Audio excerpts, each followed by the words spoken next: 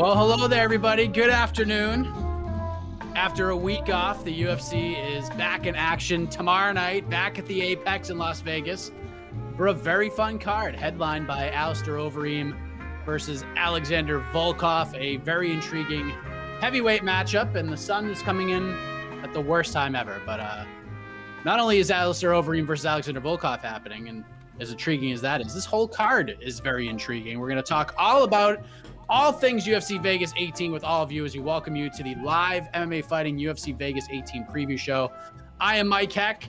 I do not do this alone. I am joined by the crew. We have José Youngs comfortably at home, which is good to see.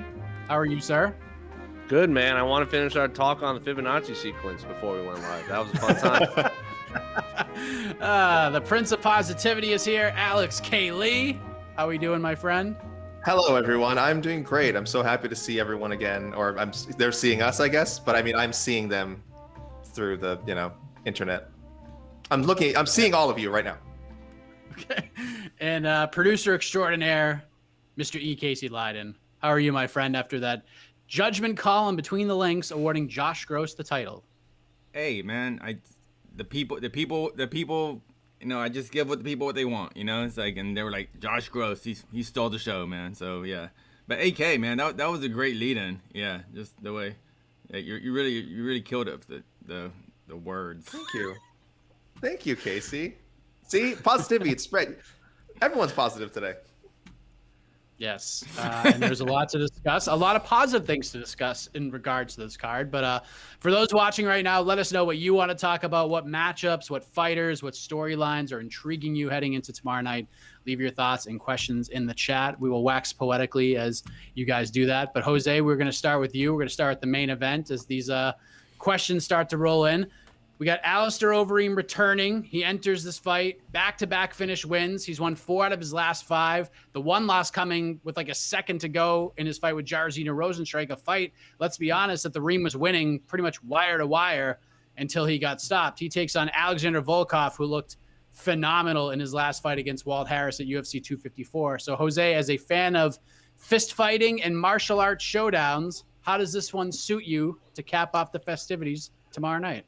It's awesome, man. I think this is really one of like I always say, I'm a big fan of the high-level martial arts competitions, regardless of whether there's title implications or if it's a top 15 versus a top 15 or anything like that. I just like the best fighters to fight the best fighters. Don't need all the trash talk involved in it. And I think this perfectly defines this heavyweight fight, because we all joke around about heavyweights being like they're not the most athletic and one punch changes it and this and that, but I think these two are really the definition of just like lifelong martial artists who just like to go in there and fight. They don't need to do a lot of talking. That's obviously a big deal in their part of the world. Alistair Overeem is a rock star over in the Netherlands, and then Alex Volkov is like the next wave of Russian future title contenders. Now, obviously, Fedor's the big one. Habib's out the door. We have this new wave of Russian and Dagestani fighters. And yes, Volkov has been there for a long time, but we haven't had a heavyweight really had a heavyweight contender from that part of the world. So it's a big deal for non-US based fans. So I'm absolutely ecstatic for this. They're supposed to throw down before, and 2 very massive heavyweights too, but they're not out of shape. They look good getting off the bus, as I like to say. So yeah, 10 out of 10 matchmaking in this fight. I just saw an interesting comment that kind of leads me into my question for you, AK, because I made this comparison on Between the Links yesterday, and I wanted to get your thoughts on it. You are a wrestling fan yourself, so you probably remember this. Alistair Overeem, great story. The man is a legend. He's been doing this at a high level for a long, long time. He has evolved with the times, and it's been really impressive to watch. And he's really been one of the underappreciated stories in our sport in 2021, but he's on this final run right now, and he wants to get to a title shot one more time in his illustrious career. AK, is Overeem in this self-imposed Ric Flair spot where as long as he's winning, as long as he's getting closer to the title, he's going to keep making that walk and keep throwing bolos, but if he takes an L along the way at any point, that'll be it. Do you buy into that narrative like a lot of other people seem to be? Not really, but I think Alistair is saying what he needs to say to himself to keep himself motivated at this point in his career. I think it's a very, very smart mindset to have at this stage, because look, nobody wants to lose. There's no one's ever thinking like, oh well, I can't wait to go, win 2 and then lose in a fight and then keep continuing. No, he's done that. All right, he's done everything really in his career. He's had huge winning streaks. He's had little minor losing streaks. He had one in the UFC. But if he's serious about winning that title, this is a very, very good place to have his mind, and where it's my career or it's the title. That's it. When you've been around this long, you have to play these kind of little games with yourself, because again, he's done it all. He's been a young hot heavyweight. He's been the dominance guy in the top 3. Now he's kind of still in the top 5, still hanging around. I don't know if other people see him still as someone who could win the UFC heavyweight title. I think, really honestly, a top 5 at heavyweight on any good day, any guy could maybe beat any guy. But Overeem, I think, is up there skill wise. Is the body still willing? I don't know. The reflexes, everything, just being in the game this long. I think he's the oldest fighter on the card, I believe. He's 40 years old. Yeah, now that Mario Manoa is off, he is the oldest fighter on the card. So, like I said, I don't necessarily believe that if he loses, he's actually going to retire. I could see him losing and taking a break. But I think it'll depend how he loses, how he feels after. I wouldn't be surprised if he loses on Saturday. If he does sort of like one of those kind of cryptic post-fight sort of speeches saying like, thank you, everyone, but not necessarily leaving the gloves in the cage or doing anything official. So, so I'm leaning towards he can lose and we'll still see Overeem fight again. But at the same time, I perfectly understand why he has this approach right now. Jose, what do you think about that? Because I think I understand why people look at the narrative this way. Like AK said, based on things that Overeem has said. I know he's kind of said otherwise, that like, if he loses tomorrow, he's still going to keep on going. But this is the heavyweight division where you can lose one, win 2 in a row, and you're right back in the mix. Do you think there's a chance Overeem fights for the last time tomorrow if he loses? No, I don't think so. I think he's a guy that, like he said it a million times, he just likes to compete. He doesn't really care who it's against, and like you said, he just keeps winning and winning and winning and winning. Like he's been on these losing streaks, and then like he's fought in like the Sergey Pavloviches of the world, and he's fought these Jairzinhos and the Alexio Linick. So he fights these up and comers, and he fights the veterans and everyone in between. So Overeem is down to fight anyone. He just likes to keep moving forward towards the title. I've heard him say a million times that whenever he loses, he just wants to get back in there and play again. So I think if he is going to retire, say in this hypothetical world, tomorrow is his, or Saturday is his ending time in the UFC. I think he would have to lose pretty brutally and viciously. Like if his face gets split open again, maybe. But if he goes out there and just loses a hard-fought decision, I'm pretty confident he's going to be back in there. But I don't think that's going to happen. I'm sure we're going to get to that, our predictions moving forward. So, no, I do not think it's the last time we see. I think there is a 0% chance Alistair Overeem retires on Saturday in Las Vegas. Casey, I know you're not a guy who plays the ponies or looks at betting lines based on your predictions, but one thing I found very interesting when looking at this earlier today, when this betting line opened, Alistair Overeem opened as the minus 125 favorite. Now there is a lot of money coming in on Alexander Volkov. He's now an over 2-1 favorite tomorrow night. So are you surprised? Now? Yeah, he's a 2-1 favorite right now, if you can believe that. Moly. So that's are you surprised that he's this much of a favorite, especially since, let's be honest, this is kind of the Overeem show. Volkov, the giant that he is somehow flying under the radar heading into a fight. Yeah, that's weird. I don't. Yeah, especially this being in the small apex cage with these two gigantic humans, which basically they once they get in there, they're gonna be about like this far apart, So and considering I guess Alistair's new, his new wrestling heavy, I don't want to call it playing it safe, playing it smart. Heavyweight MMA kind of game he fights now, and Volkov just being a very long fighter who needs lots of room. That's just kind of shocking. I don't have very much to say other than wow. All right, well, before we get to the peeps, let's throw the picks out there, and then we'll let people kind of build upon that. Jose, who gets it done tomorrow night? Does Reams run towards that final championship opportunity, at least for this point, continue on, or does Volkov play some spoiler?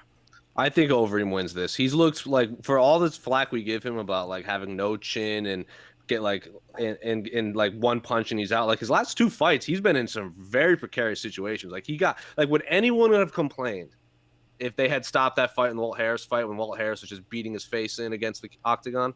I don't think anyone would have complained, but the referee let it continue, and Overeem hit that switch. Like when I say switch, like the actual technique, the switch, and then got on and finished Walt Harris. And then Sakai looked real good until Overeem withstood that barrage in the first 2 rounds before he finished the fight too. So I think this is an Alistair Overeem, like Casey said, that's playing it smart. He has much more wrestling, both offensively and defensively approach to his game. And then like we all say, like the Jairzinho fight, it is what it is. He was winning that fight, but it wasn't a barn burner back and forth war.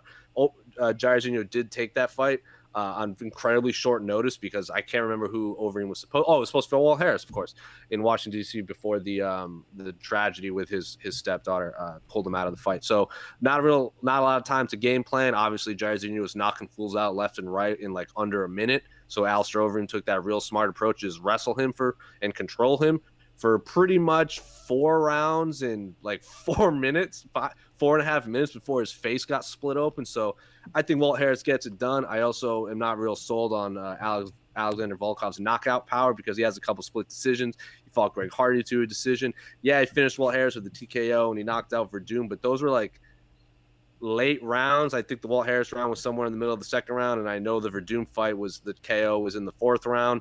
And then the Struve fight was like way late into the 3rd round too. So he doesn't have that barrage of strikes early in the fight that Sakai and Walt Harris had. He whittles you down with the bug whites and then finish you. And I just think Alistair Overeem has seen that a million times. I just think he gets the job done. Not that Volkov can't win. I think he's clearly a top 7, top 5 heavyweight in the world.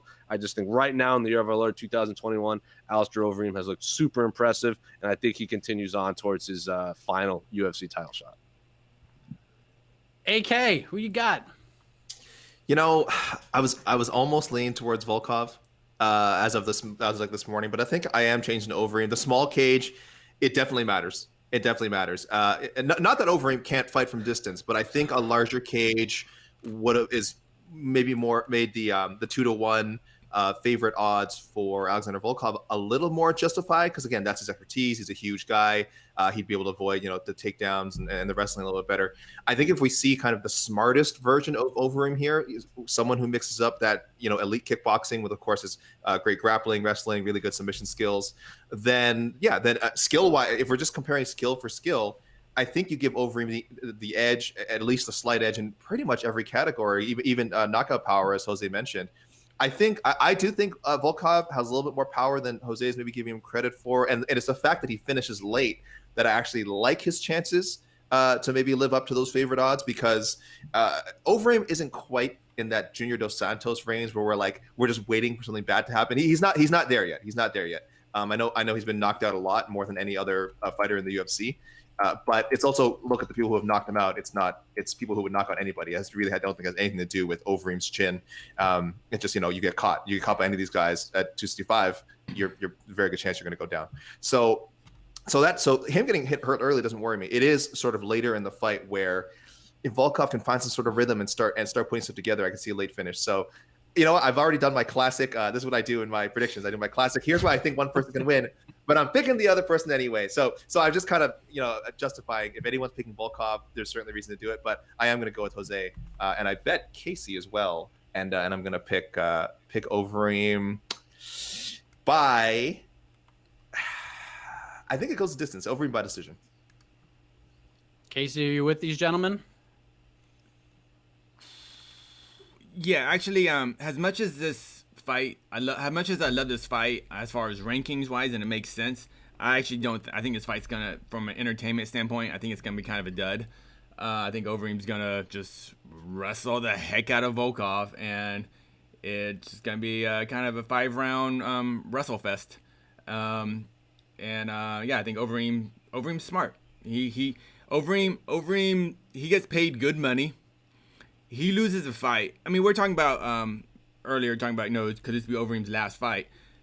It is a possibility this may be his last fight in the UFC, just with the pay scale he's on. But I still think Overeem's gonna be around But if he does say get knocked out by Volkov, it could be his last fight. So I think Overeem, he knows where his bread is, but yeah, his bread is butter is bread. And it's in the UFC right now, and I think getting that win is important, and I think he doesn't really care about entertaining the fans. He just needs to get that W, and I think he's kind of earned that, from the fans. He can just, do whatever as long as he gets a W. But if Volkov does somehow win, I think it will be early, and I think it will be with an uppercut. Volkov has great long uppercuts, and it always still weirds me out how Overeem still has that very kickboxing big glove guard like this, and I just always see I'm always surprised that fists don't split that guard. But if Volkov can maybe knock him out early, I think that's the way to path to victory for Volkov. I don't see it happening, and Overeem with a 50-44. Wow. Yeah, I mean, you guys pretty much said everything I would say. I mean, I feel like Overeem's going to have to weather a storm at some point just because Volkov is such a monster. His body work is tremendous. But again, this is nothing Alistair Overeem hasn't seen already in his career. But Volkov is just a giant of a man, and he's looked great. Physically, he looked amazing in the Walt Harris fight. So I think he's going to have his moments. And kind of in agreement with you guys, the longer this thing goes, I think the fight bank account for Overeem gets a little better. Like the interest, so to speak, will keep piling up. But Volkov, very dangerous guy. Early on, he's dangerous in this fight, but I think Overeem can weather another storm here. I think he gets a decision, but I won't lie. I'm not overly confident in that pick, but that's where I'm leading. But all right, before we head to the peeps, just a rundown of the rest of the main card. I'm sure we're going to be getting questions about the co-main event, a terrific matchup between Corey Sandhagen and Frankie Edgar. You want to talk about odds? Corey Sandhagen is a massive favorite in this fight. I was looking earlier today. He's as high as a minus 450 against Frankie Edgar, which is pretty wild to think about, but that's a huge fight at 135. So then we have the matchup of the wily vets, Michael Johnson and Clay Guida. That should be fun. We'll see the long-awaited UFC debut of Manel Kape against Alexandre Pantoja. That's a great flyweight scrap. Cody Stamann stays on the card. Third different opponent. He's going to take on the debuting Askar, not Askar Askarov. His name is Askar. And then quite possibly the most under-the-radar fight of the year with what has been put on the books in 2021 for the UFC opens up the main card at 155 pounds between surging contenders Diego Ferreira and Beneil Dariush. This is a rematch from UFC 179 over 6 years ago. Dariush won that fight via unanimous decision, but it was a short notice fight for both guys. I think it was like 2 weeks notice for both of them, and it was the first loss of Diego Ferreira's career. So also the first fight for CDF since being the first fighter ever to submit Anthony Pettis over a year ago at UFC 246. So there's a lot to like here on this main card. Let's go to the peeps and see what they have to say. Casey Leydon. Yeah, man, I just want to say that this card, for a fight night card, this card freaking rules. I mean, the top three fights with an impressive victory from the top three fights, all three of those gentlemen who win could potentially be fighting for the title in their next fight. If Manel Kape has a big win, he could be fighting for the title. Sandhagen or Edgar, if they have a big win, they could be fighting for the title. And I think if Overeem just knocks out Volkov early, he could be fighting for a title next or within one or two fights. So, yeah, I just kind of was like, man, this is an awesome card. Yeah, free card on ESPN. Nice. I was like, wow. Oh, yeah. All right, questions. Good job, UFC. All right.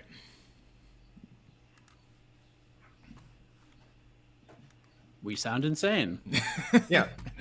No, well, we are insane. So accurate. P. Diddy Paul. All right. I don't know why.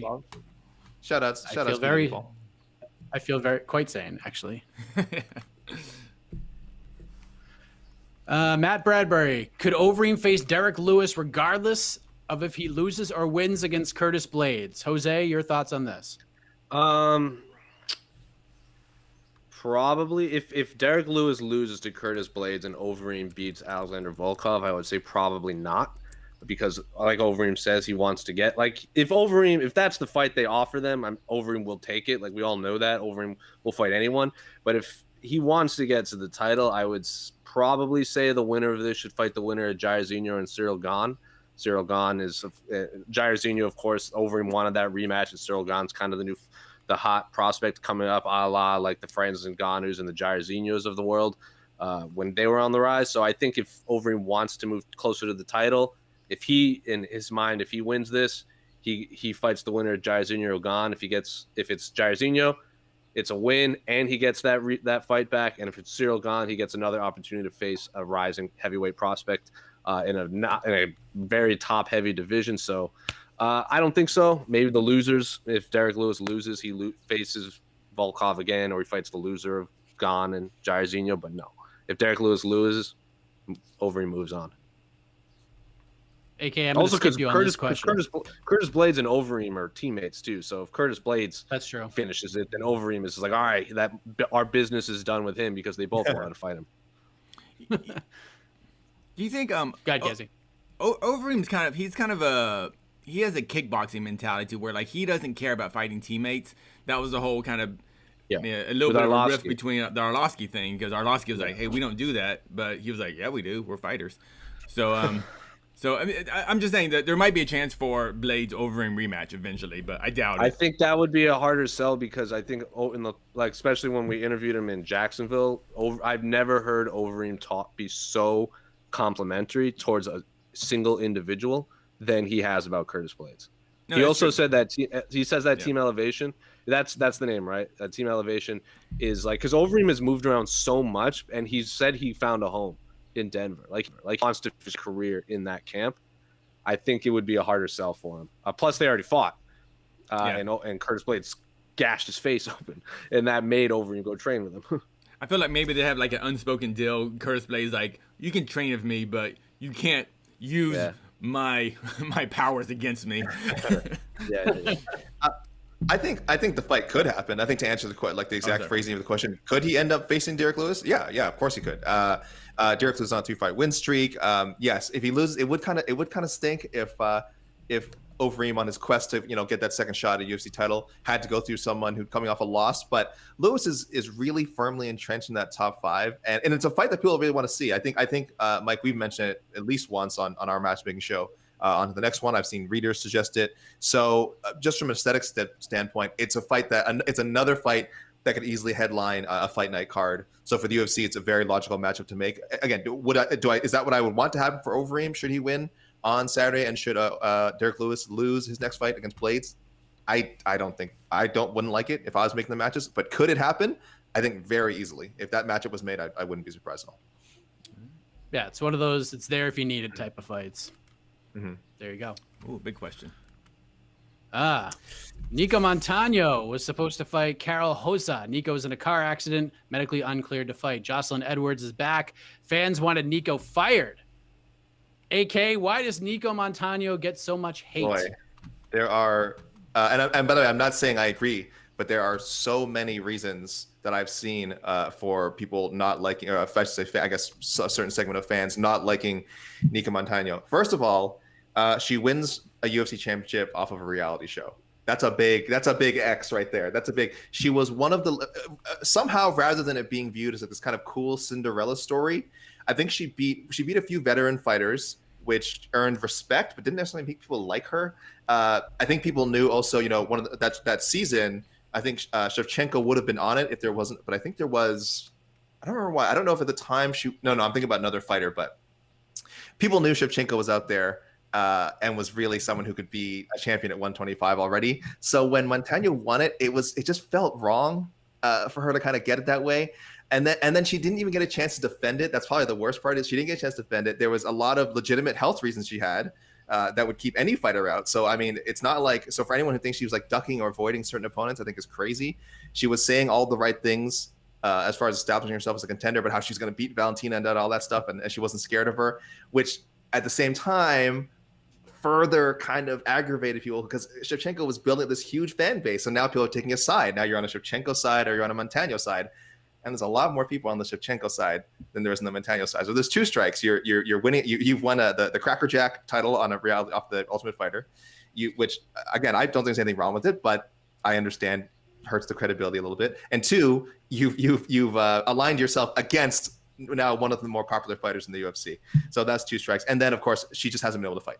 Just whatever the reasons are, justified or not, fans don't want to hear it. They can only take so many pullouts before it's just like they think either you're something is wrong with you and you're you're just not doing what it takes to get in. Again, if people read about her situations, it's all stuff that's kind of out of her control. But try to explain that to fans who already don't like someone, and there's your 3 strikes right there. And I'm probably missing some stuff too, but there was, I mean, right there is just really tough to climb up the hill after all that. Jose, what do you make of Nico Montano? Because remember, like we talk about like unlucky fighters over the years. Like Ian McCall is like probably one of those guys at the top of the list of guys that are just super unlucky. And I feel like Nico Montano like might be on that same wavelength. Do you agree? Is she like in that conversation? Yeah, because she won it, like Casey said, like Alex said, like wasn't she was the 16th ranked fighter or something like that? She was like the lowest ranked fighter on that season. She won. Roxanne Modafferi was also not the original opponent she was supposed to fight, and I think Roxy was supposed to fight Sijara Eubanks, if I'm not mistaken. Who again, Eubanks, yeah. Another fighter that fans aren't a big fan of either. So Roxy is like a lot of people like Roxy. She's been around forever, and I think that was her biggest chance to capture the UFC championship was against Nico. Wasn't the most exciting fight. Yeah, it was probably the best fight of that night, but it wasn't the most action-packed fight. So she beats Roxy, popular fighter, is out for like a year with like sinus issues and something crazy like that. Supposed to fight Valentina, who is probably one of the most popular female fighters on planet Earth. Pulls out of the fight like the day before because of a weight cut issue. And if you have issues making weight, fans will turn on you immediately. Stripped of her title, so she doesn't even get to defend it. And then wasn't she one of the fighters who had to settle with USADA over like having certain levels of Austrian in her system too? So it was like low levels, but it was like a handful of fighters tested, and then USADA had to like dial back, and they settled it. So she lost like 6-7 months to that, and then she had like a crazy knee injury, and then didn't her coach catch COVID? And then she gets in a car crash. So yeah, she's by far one of the most unlucky fighters in the world. And unfortunately, she's been paired up with very popular fighters, and she's either lost or she's beaten them or she's not made weight against them. It's unfortunate because remember that Dallas card was supposed to be a double title fight with Woodley and Till, and then Valentina and Nico, and then Nico falls out. So then it's a 1 title fight. Again, Tyron Woodley loses out on a popular fight in his co-main event because remember he was supposed to headline for Ferguson Habib, and then that fight fell out of UFC 209. So Woodley's also an unfortunate fighter that loses out on these big fights on his cards too. So yeah, it's unfortunate that fans don't like Nico, but it's the same fans that don't like Jermaine Durand to me for whatever reason. It's just people are weird. I want to add to that. Yeah, Nico, yeah, everything Alex said, but she also runs into that problem that's not her fault.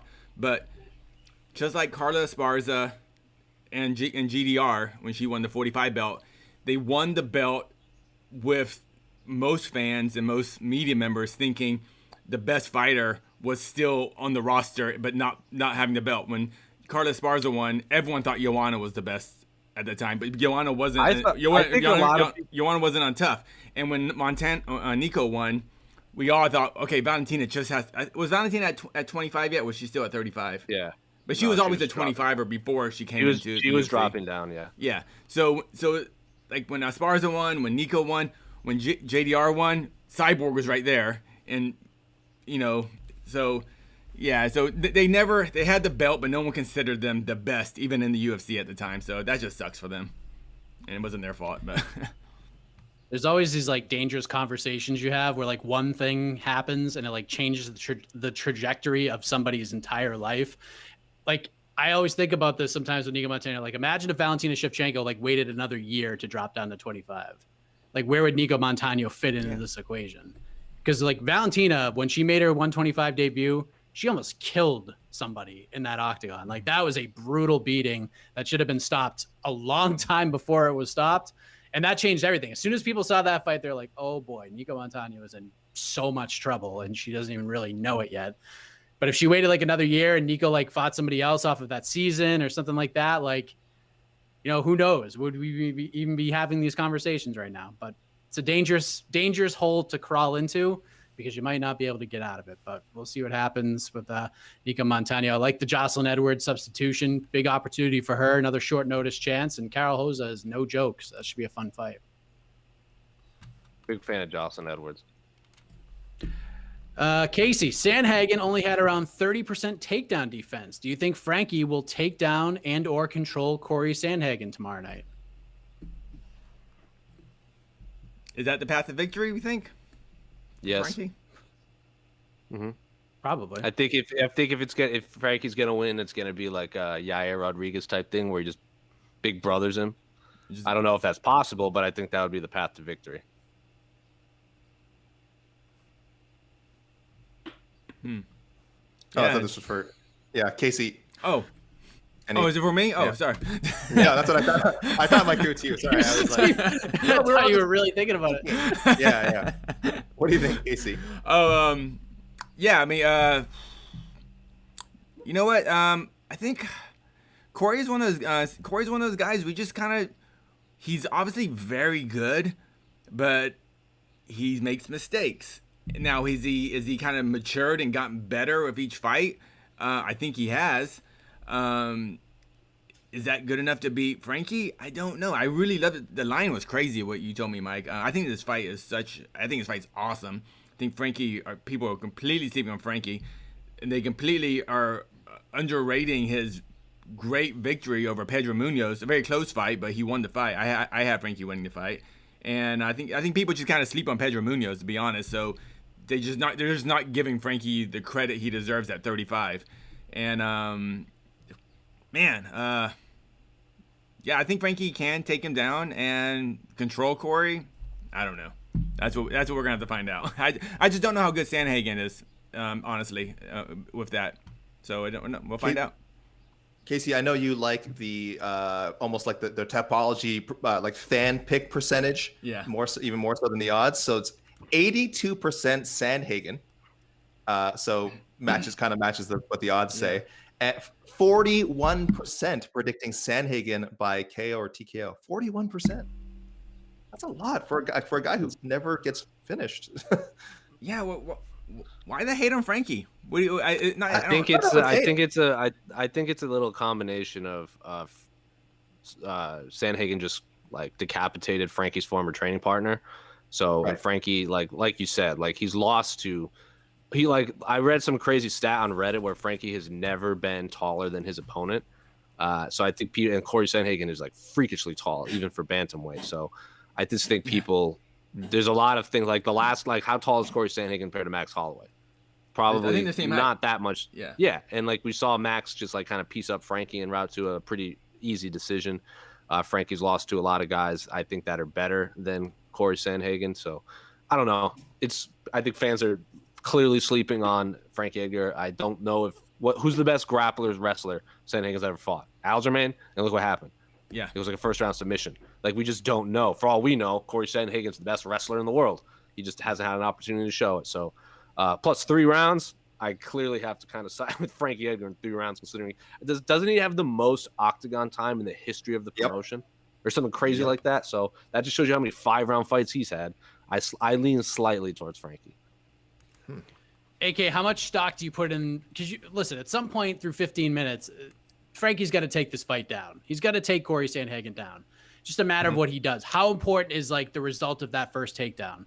Like if Frankie takes him down like a minute into the first round and holds him down for most of that round, I mean, that's massive. But if Corey could get right back up and start landing shots, that changes things too. Like how much stock do you put into the first takedown that Frankie Edgar lands? Well, it's like you said. It's not just about the takedown defense. It's about the takedown recovery. If Sandhagen has really been drilling that, we'll know within the first 2 minutes. We'll know in the first 2 minutes because I think you're right. I think like everyone's saying, and I think as Matt Bradbury suggested, I think it's no secret. Edgar's team knows that takedowns be very advantageous in this situation against a guy that's younger, bigger.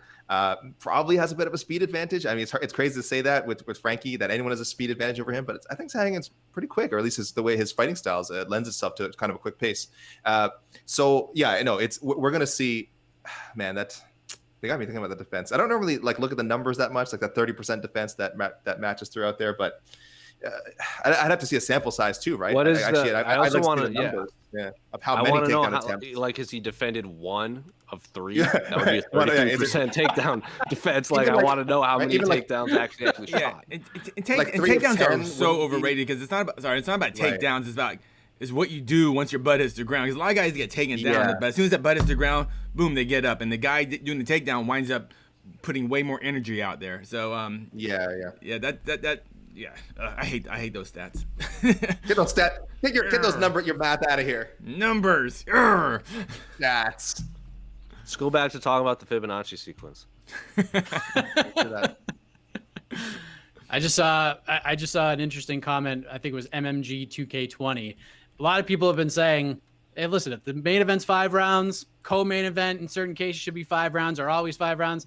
This gentleman says the co-main should be 5 rounds, but the main event should only be 3 rounds. He wants to flip-flop the whole damn thing. For this card, I mean, let's mess around here. Why not? I mean, I will say this for the main event. I feel like we're gonna know who's gonna win that fight after 3 rounds. If it goes 5 rounds, I feel like we already know who's gonna win by the 3rd round. But you never know. But talking about bantamweights, I thought this is interesting. Do you think it's a little strange that TJ Dillashaw didn't have a fight booked as soon as his suspension was lifted? What do you think about that, Jose? They're probably wanting to see some of these fights play out. Because who would he be matched up with right now? Rob Font is like the only one I think that doesn't have a fight, and I doubt, like, boom, what Alan Bones Jones said. I don't think TJ wants to fight Rob Font. Not that he thinks Rob Font is a bad fighter. He just probably wants a big, because like he lost to Henry Cejudo at flyweight. He didn't lose at bantamweight. He got his title stripped from him for taking bad substances. So in his mind, he's probably still the champion. So he probably wants to fight for a title, at least a number one contender fight. So the winner of this, obviously the Casey Kenny Cruz fight is happening too. I just think maybe the bantamweight title has to happen as well. Because Peter Yan's already calling him out, even though he hasn't even fought Aljamain yet. So probably want to wait and see what happens with these fights. Would be my best guess. AK, what do you think? Yeah, And by the way, I asked Piotr this the other day when I spoke with him, and he said he wasn't giving anything away. He's commented on TJ and coming back. He thinks TJ should probably get another fight, but if they offer him TJ, if he beats Aljo and the money's right, he'll take it. But Piotr said, "I'm getting on the microphone after I beat Aljamain Sterling, and I'm calling for my next opponent. Could be TJ, could be somebody else. Yeah. So who knows? Well, what do you think happens with TJ here?" It's going to be think so? TJ. You're absolutely saying it. Of course they're waiting for TJ. He's the big name, and Dillashaw knows this. Look, Sandhagen said at the media day earlier this week, like, and I agree with him. It's if this was a fair and just business, Dillashaw would not be immediately in the title picture. He should have to fight someone before getting a title shot, and that may be how it unfolds. But as this question kind of implies, the fact that he hasn't been tells me that Dillashaw knows he has leverage, being a two-time champion, having a lot of name value at 135, and there's a very good chance Jan calls him out. And of course, Dana White and the UFC would love that. They'd be like, "Yeah, we like TJ. We want to throw him right back in the title picture. He's served his time, as it were, for his EPO suspension." So, but yeah, Corey Sandhagen was very vocal. Well, as vocal as Corey Sandhagen gets anyway, saying no, he shouldn't be in the conversation. We shouldn't be talking about him as getting a title shot. He really stopped short of kind of like really, really calling Dillashaw out. But again, if anyone just wants to see the clip from media day, you can see that. Yes, I kind of agree with Sandhagen. It's not right. It's not right that Dillashaw gets thrown right back in. But if the question is that was asked us is implying, is it because he's waiting to see if he can get that title shot? Yeah, that's definitely the case. I'll tell you why. I know the answer to this question. Because the UFC, and I've said this before, and I'm sticking by it. The UFC wants to book Dillashaw versus Uriah Faber. They want to make that fight. I'm telling you. I love that That's fight. the fight they get. That's the fight they fight. offered TJ. I guarantee it. That's the fight they want to make. Faber probably said yes. TJ's like, nah, I want a title fight, or at least he wants to wait to see how this Jan Sterling fight plays out.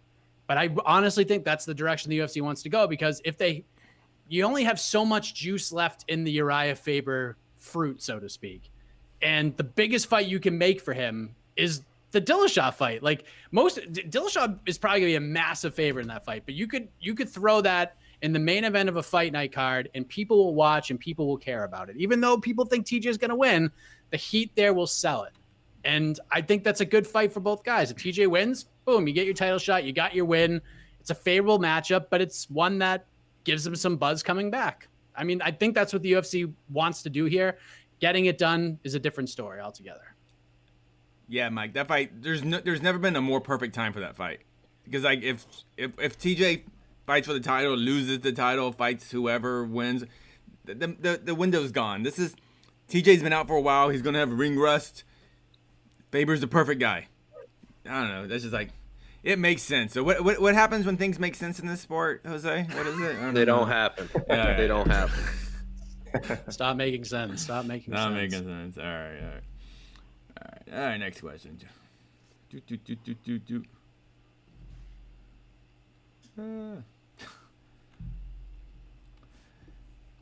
Pity pot. Talk amongst yourselves. Here we go. Man, how about Ooh, lock's a strong word, but I love the fight. Ferreira versus Dariush, a lock to receive either fight of the night or performance of the night bonus. Will it be straight fireworks? Casey, what do you think? Ferreira versus Dariush. I couldn't love this fight more. This is my favorite fight on the card, if we're being honest. Is this a lock or as close to a lock in your opinion? If you had $20 of supplemental income to put on a fight, getting a bonus of some kind, would you put the $20 on this fight? It's an awesome fight. Man. Dariush is like one of those guys, just like, I just love Dariush because like, he just doesn't look the part. Like you think of these guys with big knockouts and just Mr. Nice Guy Dariush, and like he doesn't even have that kind of crazy fighter physique. He just kind of dude looks in shape. But once you hit Dariush, he just like, he doesn't even go rage mode. Somehow his shots are very accurate and very heavy. And Ferreira, I think, is freaking very good. Super underrated. Oh, man. I want to say performance of the night, but then I can't imagine one of these dudes getting smoked by the other guy because they're both, it's such a competitive fight. Yeah, fight of the night. Here we go. You're right. if this were on next week's card, I'd probably be more confident about it getting one of those post-fight awards. But there's a lot of good stuff here. I mean, I think Sandhagen, Edgar, and Overeem Volkov, I think will both be good fights. Fight of the night worthy. I don't know, but I think they could be. I think Devontae Smith, Justin James could have a big finish. I think the Pantoja Cape fight is going to have a finish as well, and I think that could also be an exciting fight. So, I definitely can't say lock. No way. Okay, yeah, lock's a strong word. I love the fight. Love the fight. Love the fight. Overeem's only ever won 2 bonuses, right? Everyone keeps talking about it. Like, Brock? He never gets bonuses. Brock? No. He didn't win it for Brock? No. What? How did he not get? That's so crazy. Not only did he not win it for Brock, he didn't win one until 5 or 6 years into his UFC career. Oh man. Like, he won back to back. He won back to back, and that's it. What were they? Who were they? I can't remember. Arlovsky performance of the night and Stipe fight of the night. That's the only bonuses he's ever won. Friday night's kind of a weird one. But the That was a crazy fight. It was really good. I mean, it had a lot happen. Yeah, a lot happened in like a short amount of time. I thought he should have won for JDS, but it is what it is. And then Volkov only has 2 as well, but 1 fight of the night against Struve and 1 KO against Verdum. So I would hazard a guess that the main event is least likely of the main card fights to win a bonus. I would say so. Yeah. If it's a performance, I think it's gonna be Volkov actually. I mean, even I'm not picking Volkov, but Volkov does finish over, and I think it will be a spectacular finish. And I think Volkov will get a performance if he does get the finish. Let's talk about this. Do you think Michael Johnson can make a run at the top 10 in the lightweight division? Boy, I mean, just starting out, I mean, he's going to have to run off like 6 in a row to get into the top 10 of this division. Are you kidding me? I mean, it's just great. Beneil Dariush isn't even in the top 10. The guy's won 5 fights in a row. He's finished 4 of them, and he's fought a murderer's row to get there. Missed weight for one of them. That's true. He did miss weight for one of them, but I don't know, man. I don't know. Can you talk about Michael Johnson in general? Like his whole career is it's just amazing. Bizarre. It doesn't make sense. It just doesn't make sense. Like it's so crazy. And I think he's what 10 and is he 10-9 or does he have a losing record in the UFC? 1 second, let me look this up real quick. His UFC record? Yeah, He's lost 8 across of his all last weight 11. classes. Yeah, it's not great. It's not great. He's lost 8 of his last 11. But if he fought Dustin Poirier again, I would And beat him. 3 out of 10 times I would pick Michael Johnson over Dustin Poirier because Maybe. Michael Johnson just has that kind of in the right matchup, and if he just stays focused, he's freaking super good. Like he Casey, should have beat Josh Emmett, at 45, and then until he did it. Was You know? his last win. That was his last win, actually, at 155 pounds, was Dustin Poirier. So September 2016. He has not In won a fight at Hidalgo, lightweight since Texas. then. In Hidalgo, yes, correct. He's 11-12 in the UFC, 19-16 overall. I have to echo what Mike says. It's a matter of, it's not that he's not talented and he can't get some wins. The division is just so deep that making the top 10 and making the top 15 is super hard. So I no, if this is a binary question, yes or no, I'm betting no. I think Michael Johnson, great fighter, has had a very good career. Whenever he's done, he has a lot of years left in him. Whenever he's done, should be very proud of what he's done. I don't think we see him crack the top 10 again. Jose, is Michael Johnson one of the best 7.5-minute fighters in UFC history? Maybe, I guess. I've never thought about it like until right this second. But like, look at the guy he's fighting on Saturday. Like, you're talking about career wins. Like, Clay Guida has wins over Anthony Pettis, RDA, Nate Diaz, like Joe Lozon. Like, talk about another guy who's beaten like would you favor Clay Guida against Anthony Pettis, RDA, or Nate Diaz in 2021? Probably not. No. So, and it's the same thing with Michael Johnson. All these wins we're having, like Barbosa, Johnson, Ferguson, like Tony Ferguson, like some of the greatest fighters of all time. Like, these two guys fighting on Saturday have such bizarre careers where they've beaten probably, like, of those names, the top 15 lightweights ever, top 10 lightweights in the history. Like, even BJ Penn, who a lot of people put, like, maybe 3-4 greatest lightweight ever. Clay Guida beat him. Yes, it was BJ Penn of current iteration, but still a win nonetheless. But Kawajiri, doesn't he have one over Kawajiri too? And then, like, just such a weird careers between the two of them. Yeah, well, I think with Clay Guida, the difference is when he loses, he just loses. I mean, he gets kind of slaughtered. Michael Johnson's losses have kind of been like he was dominating or at least winning handily until he just blew. I think that's kind of the thing. I'm so confused with Michael Johnson. I don't get it. Because but yeah, like for the first 7 minutes, for the first 3 minutes of a fight, I don't know. Like, he seems like, yeah, he could be the best lightweight in the world until he's not. UFC appearance number 30 for Clay Guida, one of only 8 UFC fighters ever to hit that number 30.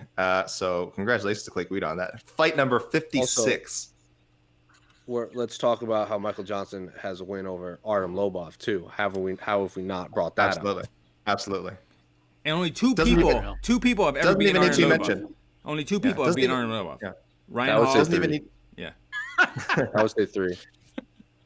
Because Cub Swanson's win over Poirier, Charles Oliveira, and of course Artem Lobov is looking much more impressive as time goes on. Yeah. That's right. Talking about Michael Johnson beating Artem Lobov is like saying, talking about Michael Jordan winning a championship. We know it. We all know it. We don't. It doesn't need to be mentioned. It's like, obviously it's the first thing that comes to your mind when you think Michael Johnson. It's the win over Artem Lobov. So. I used to think, well, when you Google Michael Johnson, you get the Olympic sprinter. Usually comes up first. Valentina Shevchenko versus Stephen A. Smith. Enough of this clown. The more we talk about it, the more clicks he gets. Thank you. Thank you for the question. No, it goes fast. I'd pay $100 for that easy. I saw someone say this. I saw someone say this on Twitter. Like, everything MMA fans are feeling right now is how other sports fans have felt for the last 10 years. I know. Stephen A. Smith has no good opinions about anything. No credibility. It's just hitting MMA right now. Yeah, everyone. Hey, look, it's our fault. We have a couple of Stephen A. Smith articles up on the site, so it's our fault. We've done our part. I accept responsibility. But yeah, like Jose just said, I think we'll need to realize this is not a Stephen A. Smith doesn't know about MMA problem. It's like, this guy, whatever knowledge he has, he's not using it because that's not what he gets paid. He has a deep Rolodex in the NBA. Like, I cannot knock him for that. But like anything else he talks about, I don't want to hear it. But who Thank you you for the got? question, Noah. Who you got though? What is this? Is this a hot dog eating contest? Is this a jelly bean eating contest? Is this guess how many? Is this a dart throwing contest? Like how many like 5-syllable words can you use in a sentence? Because I don't think anyone on planet Earth. Well, if I would that's pick a Valentino over competition all of between them. who can use most 5-syllable words in one sentence between Stephen A. Smith and Luke Thomas, that's probably much more of a competition than Valentina and Stephen A. Smith in anything. So let's move on. Who's the biggest jackass? Stephen A. Smith in a walk. It's not even close. Yeah. I saw someone call him Steve once, and I couldn't stop laughing. Steve We Smith. should just call him Steve in the MMA space. He's Steve. Someone said, someone was like, "What's up, Steve?" And he goes, "All friends call me Stephen A." And so the guy just goes, "Exactly." I'm stealing that. I think I'm just gonna call him Steve from now on. I There's call him Steve again. Steve A and Steve B. Oh, we got any It's like if you more? call Steve Yeah, we got a A couple. We got a Scott. couple more. How many He's more fights already is a Clay Hall of Guida? Famer. Yeah. This is right. He's in there for the Yeah. Diego fight.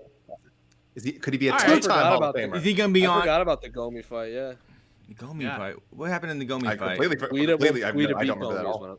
Guida beat Gomi is what I'm saying. So like I was rattling off these wins he has, and I forgot Guida beat Gomi.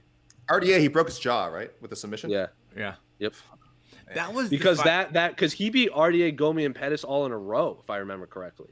Because Pettis was supposed in a to row. fight. He was supposed to fight for the title right away during Anderson, the yeah. WEC merger, but then Mhm. Frankie and Gray fought to a draw. So then Pettis ended up fighting Clay in the meantime, and Clay won. And then I think Clay lost to Benson on the first Fox card ever in the co-main event in a real fun scrap. So yeah, Clay Guida is already a Hall of Famer. How much he has left in him, I think he's one of these guys where if he gets cut, he's just gonna keep fighting. Yeah. But he's gonna. I don't see him retiring anytime soon.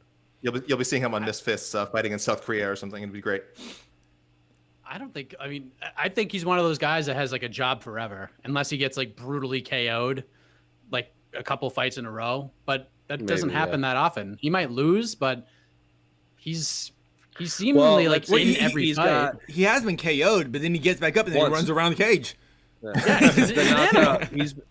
He's been knocked out once in his life, if I remember correctly. Chad Mendes? Who knocked him out? Was it Mendes? That was a TKO. I think he was KO'd, like just KO'd by Brian Ortega. Like the Chad Mendes was like he got Was it a dropped. jumping and then knee? Mendes, like, Was it a ran flying out. knee? Yeah, it was like a knee or Flying something. knee. Then he's Third been round, like submitted. Third round. Yeah, he's been Ortega, tapped by like Jim Miller, Charles Oliveira, and like Thiago Tavares, if I remember, maybe Dennis Bermudez, if I remember correctly. But I think the Ortega fight's the only one where he was just like deaded, and that was UFC 199. So if I remember correctly, so I don't think anyone even remembers it because that fight card was insane. I was in the parking lot. Casey has. I don't think Casey worked that night. Yeah. I think Wes probably. Dana gave me the night off. What a sweetheart he is. Oh my gosh. I think Wes probly asking, will he be put in as a Hall of Famer and like On the his fight, own- what is it, the fighter wing, The modern wing, whatever. Yeah. I actually think he will because again, this is like he the will. WWE Hall of Fame where it's like, are you friends with Dana? Is really the question. Does Yeah. Dana like you? Dana loves Clay Guida. Why wouldn't he? Clay Guida will make the Hall of Fame before Demetrius Yeah. Johnson will. I laugh. You just made me laugh, but probably yes. Yeah. Yeah, you And- know what I mean? So And way before Frank Shamrock. Way before Frank Shamrock. yeah, That's what happened. I don't even. I'm not the Hall of Fame thing. I mean, much like So, yeah. Performance of the Night awards Two-time. are very political. Hall of Fame is very political. We know that. But Two-time Hall of Famer Clay Guida. And How about that? former Drew Strikeforce champion. oh yeah, Drew Carey and Pete Rose will be in the UFC Hall of Fame Hey, Oh my god. before Frank Shamrock is in the UFC Hall of Fame. Pete Rose is gonna make the UFC Hall of Fame before. What a like, get. He's in the Was it WWE the Hall of Hall of Fame. Why Fame? can't he be in the UFC Hall of Fame? Yeah. He went to a fight once, probably. Yeah, they just photos of him. We haven't Wilmer even talked about Valderrama. this gentleman. We haven't talked about this gentleman All yet. Like, it's not really a question, but it's a comment. But Wow. Jay Ciso. I'm so so- excited to see Manel Cape. Yeah, he's I'm picking- like it's finally happening. I'm picking Pantoja to win. So am I. I said it. Pantoja's really good. Yeah, He's I really just good. think He has great Pantoja's better. Like I think He looks Manel good. Cape just might be the 5th best flyweight in the world, which is no knock. Cape is great. He's great. Cape is great. Pantoja's so good. People are sleeping on this guy. He's gonna submit him. we're not giving Manel Cape the Michael Chandler, Justin Gaethje welcome to the UFC. Like where Hey, they're bringing these champions over and but you think Mel Cape is just like he's like an M1 champ. You know, it's not like a real thing. You know, it's just like Oh, I didn't say that. yeah, it doesn't No, I sound think like you. it's- That's I what it think it's a sounded like very- you said, AK. That's what it sounded like. That's what I think heard. it's a very tough opponent. I think Eddie it's an Alvarez extremely also tough lost. opponent. Eddie Alvarez lost his first fight, so he could lose against Alexander Pantoja, who has lost to pretty much the top, like 2 of the top 3 flyweights in the world, and that's it. And like we all talk about Matt Schnell being a bad motherfucker, and look at he got like Pantoja crushed him. Oh my dear. So I Wilson Reyes too. Like this cat is finishing clowns and then getting fight of the nights. Like remember beaten Moreno UFC 240 twice. case we watched? Yeah, he beat Moreno twice. Like Figueiredo, Right. that fight against Figueiredo was awesome up in Edmonton. Yep. So I also just think Manel Cape got pieced up real bad by Kyoji Horiguchi and Kai Asakura, and that's still fresh in my mind, even though he's rattled off like 3 cents. Beating Ian McCall is no laughing matter either. Like that's a tough task for anyone, but I just think Pantoja is a better UFC fighter. We'll see. Agree. I think Manoa Cape is going to be having a Michael Chandler-esque He could. performance. But Pantoja is awesome, and this is great. This is great matchmaking by the UFC. Very good. And Very good. no, I'm not dissing Pantoja at all. Obviously, I think Pantoja is clearly a top 10, maybe top 5. But I just think Manoa Cape is awesome. I do He worry is about ring rust. 100%. He is 100% a top 5 flyweight out. on the Pantoja? planet right now. No, yeah, 100%. He's the only losses he has lately are to Pantoja, yeah. Figueiredo and Askar Askarov. Like those are the only losses he's had in like the last 3-4 years, and he's like finished everyone else. And Askar Askarov is fighting on this card apparently. Up 2 weight classes against Cody Yeah, Staven. It's wild. Like his fight against Figueiredo was probably the best Figueiredo fight until the Moreno fight. I remember when If that makes Pantoja fought Figueiredo, I was really into Pantoja. I thought Pantoja was gonna knock Figueiredo out. Yeah, but I was like, ooh, okay, maybe That was the Edmonton card. I was shocked. That was too. yeah, that was a little. That to me that was a coming out party for Figueiredo. I was like, oh man, I agree. Yeah. Well, I think when Figueiredo beat Moraga, that was a big one for me because Moraga is so tough. Yeah. Cape's longest layoff of his career. So I'm interested to see. I do worry about that. what I that's think like. I think he says his first time fighting in a cage, maybe since like his very very early days. But it's crazy. Manoa Cape, he said that he's like, I went from fighting. His last fight was in front of 45,000 people. I was there. He was the main event in Saitama, and took a year off. And now he's fighting in the Apex in front of 6 people and some ring card girls. So I'm very interested. Also, cage. did he lose to Sasaki? Cape? Cape. I don't know. Yes, I want to say that is one If of his he losses. did like, and I then think that's at Pantoja, 35. I think that's at 35. Pantoja tapped Sasaki in the UFC too. So I think like if these are 2 top 5 flyweights, I think they're like 4-5, and I just think Pantoja's 4 and Manel's 5. Like it's that close. It's a coin flip to me. But I slightly favor Pantoja. How did Cape have a very intense? I didn't see the face-offs. Was there any? Yeah, it was good. Yeah. Like, Cape's one Manel of his Cape mask was off. freaking huge. Yeah. Yeah. I'm hoping that weight cut is healthy for Cape. Hoping everything. I say this all at Cape, assuming everything healthy weight cut, because his last Ryzen fight was at 35, so so he had to cut more weight, a lot of time off. So I'm saying all this with the assumption that we're getting the same Manel Cape that we had in his last performance. But lot of factors, definitely a lot of variables coming into this fight. He's made weight twice in the UFC. He has the alternate. You're That's right. right. At 25, you're right. 256. 256. You are correct. I think it was I had no I think it idea was who he under the was limit, when I too. asked him. This is great. doesn't Him and surprise me Kyle at all. Dawkins have homes together. It's crazy. Okay. Cape looks at that Sasaki fight as like the turning point in his career too. That was like the one where he I had to look at myself in the mirror and realize that I gotta get my shit together. Okay, now I remember that. Yeah, because for a while, Cape I thought was such a high level talent in that fight, and then I think he even hinted at a retirement, Cape, for a little bit. I think it was more like he was just bummed out. But yeah. Yeah, was a crossroads. Justin Poirier retired after he lost to Habib too. And now he's like the most popular fighter on the planet right now. It's crazy. Now he's eating hot wings that are just getting hotter and hotter by the bite. And popping up in You Super guys Bowl watch that? commercials. I haven't seen it yet. Nah. Good stuff. Is it good? Is it I done? can't get into it. I can't get into hot ones when they're not in the same room. I just can't. Obviously, I understand why, but it's to me Right, it just right. doesn't have the same shine. Mhm. Like I agree. my girlfriend's brother was watching the one with like Sam Smith, the singer, and Sam Smith's backdrop is like just the production of it was atrocious. It looked like he was sitting in like Guantanamo Bay, like terrorist cell. Let's take one more. If there's anything we haven't in there. mentioned this one yet. What do we got, Casey? What do we got? Ooh, that's a good fight too. Yeah. There's a lot Absolutely of good super. ones. Yeah, There's a lot of good O'Day ones, yeah. Osborne versus Jerome Rivera is going to be a fun scrap too. Who's O'Day Osborne? I don't know very much about him. O'Day He's from Osborne is the one that Contender got so a lot of people he's kind of a meme on the internet because he fought Brian Kelleher when Brian Kelleher got the bump up because he got the tiger's claw, and then Brian Kelleher tapped him with the tiger's eye. Remember he tapped him with that crazy guillotine, and then AK's eyes were opened up to the real world, a la like I was like, if you want to, Casey, to put it into perspective, Literally, I was essentially Morpheus, and no one AK was remembers Keanu Reeves, tiger's eye thing. Neo, and I gave him the tiger's eye. So, anywho, shout out in the comments. O'Day Shout out in the Osborne before comments that. if you have no idea what the hell Jose is talking. Everyone knows what I'm talking about. Anyway, O'Day Osborne made a comment in one. You got muted, AK. No one can hear your tomfoolery, your skullduggery. Anyway, O'Day Osborne in the fight, in leading up to that fight, said he wasn't fighting on the Conor card. Conor's fighting on the O'Day Osborne card, and then he got submitted. Yes. Anything else? Anything else? Candy Lee.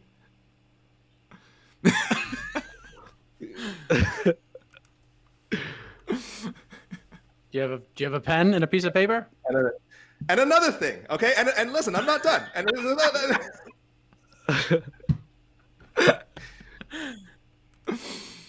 You're right. all right. Series, nice guy. Yes, that's a good fight. Sorry, right. Zalal, look, Choi is really good. Zalal almost had that 4-0. Was almost like one of our front runners for like breakout fighter of the year. I don't know if he ended up making. I think he still made some of our lists. No, I don't think he made the cut in any of our lists. He was one of those guys. There were a few guys that could have gone like 4-0 or something like that. Yeah. And they kept loot. Like I think Bobby Green was one, Zalal was one, and then eventually Kevin Holland snapped the trend. But yeah, I think Zalal was like 3-1 last year, something like that. Yeah, he lost his last fight. He lost the last one that would have like we were like, oh man, like he's really. He still had a breakout year. I mean, he just lost the last one of the. What did he lose to? He lost to something really good. What was his? He lost to Ilya Taporia. Yeah. Yeah. He didn't. Yeah. And Zalal, who's he the cornerman of? Like Brandon Royval and the He's Factory a X. Team guys. Elevation guy, right? Oh, Factory X, yeah.